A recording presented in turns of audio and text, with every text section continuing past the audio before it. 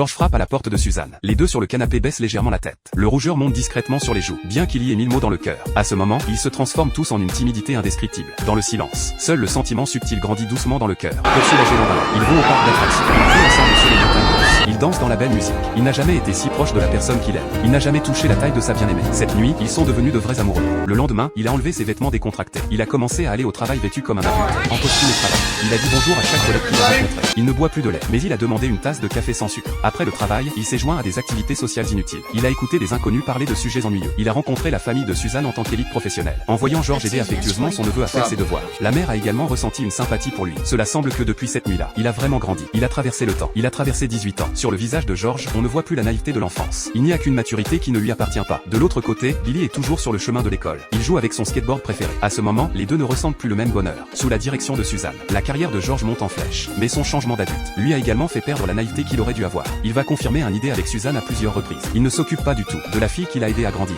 What is it we're doing? You know,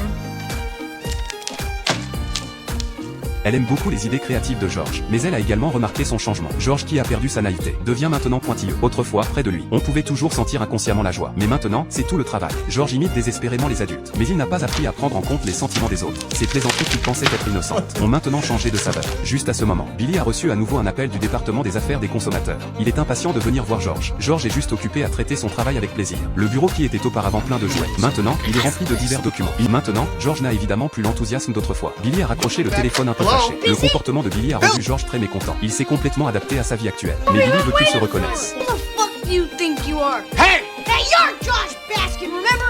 You broke your arm on my roof. You hid in my basement when Robert Tyson was about to rip your head You off. don't get it, do you? This is important! I'm your best friend. What's more important than that, huh?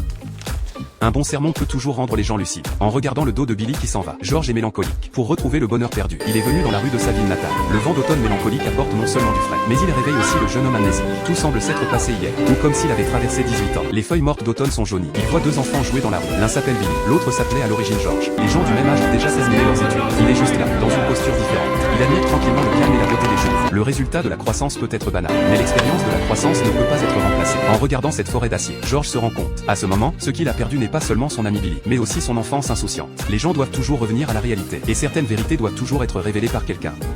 Susan, I'm not what you think I am. What do you mean? I miss my family, Susan, and I want to go home. Oh my God, you're married. No, I'm a child. What?